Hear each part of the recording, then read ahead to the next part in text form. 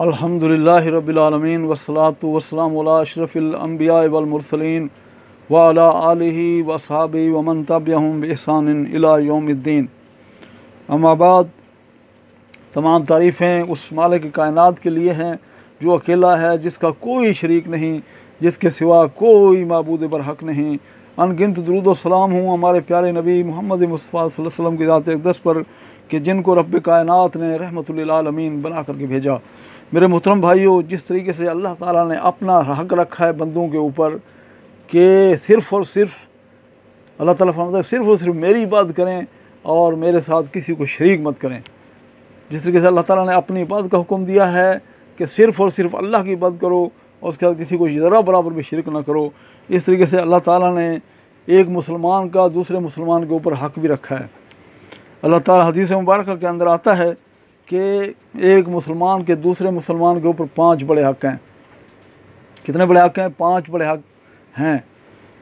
حدیث مبارکہ ہے ان ابی ہریرہ رضی اللہ تعالی عنہ ان رسول اللہ صلی اللہ علیہ وسلم قال حق المسلم علی المسلم 5 رد السلام وعیادۃ المریض واتباع الجنائز وإجابۃ الدعوہ وتشمیت العطس، رواہ البخاری و مسلم۔ سیدنا ابو ہریرہ رضی اللہ تعالی عنہ سے روایت ہے کہ اللہ کے نبی صلی اللہ علیہ وسلم نے فرمایا کہ ایک مسلمان کے دوسرے مسلمان کے اوپر 5 حق ہیں۔ سب سے پہلا حق یہ ہے کہ سلام کا جواب دینا، دوسرا حق یہ ہے کہ مریض کی عیادت کرنا، تیسرا حق یہ ہے کہ فوت ہو جائے تو اس کے جنازے کے ساتھ جانا، چوتھا حق یہ ہے کہ اس کی دعوت کو قبول کرنا، اور 5واں حق یہ ہے کہ جب چھینک مارے اور وہ چھینک کے بدلے کہے الحمدللہ تو اس کا جواب دینا، یرحمک اللہ کہنا، یہ اس کا جواب دینا۔ یہ 5 بڑے حق ہیں ایک مسلمان کے دوسرے مسلمان کے اوپر۔ سلام کا جواب دینا، پہلی چیز کہ سلام کرنا سنت ہے لیکن سلام کا جواب دینا یہ واجب ہے۔ اگر آپ بیٹھے ہوئے ہیں 4-5 آدمی اور ایک بندہ باہر سے آتا ہے اور آ کے سلام کرتا ہے السلام علیکم، تو ان میں سے اگر ایک بندہ بھی جواب دیتا ہے تو وہ فرض کفایہ ہے، وہ ادا ہو جاتا ہے۔ لیکن اگر ایک بندہ بھی ان میں سے جواب نہیں دے گا تو وہ سارے کے سارے گناہ گار ہوں گے۔ یعنی کہ سلام کا جواب دینا یہ واجب ہے، اور سلام کا جس طریقے سے اس نے السلام علیکم کہا ہے، بہتر ہے کہ آپ السلام علیکم اس کے بعد السلام علیکم کے بارے میں وعلیکم السلام ورحمۃ اللہ آپ کہہ دیں، اچھا جواب دیں، وہ برکاتہ کہہ دیں، ساتھ میں جواب اچھا دینا یا کم از کم اس کے برابر دینا۔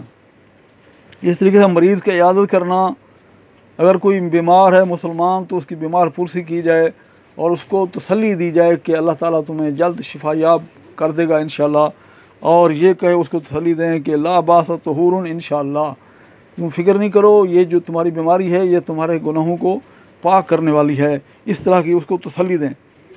اور اگر ساتھ میں یہ بھی کہہ دیں کہ اسأل اللہ العظیم رب العرش العظیم ان یشفیک، یہ دعا چھوٹی سی دعا ہے، اس کو یاد کر لیں اور اس مریض کے پاس 7 دفعہ اگر پڑھ لیں تو اللہ تعالیٰ اس کو شفا نصیب فرمائے گا اللہ کے نبی صلی اللہ علیہ وسلم فرمان کے مطابق۔ اسأل اللہ العظیم رب العرش العظیم ان یشفیک۔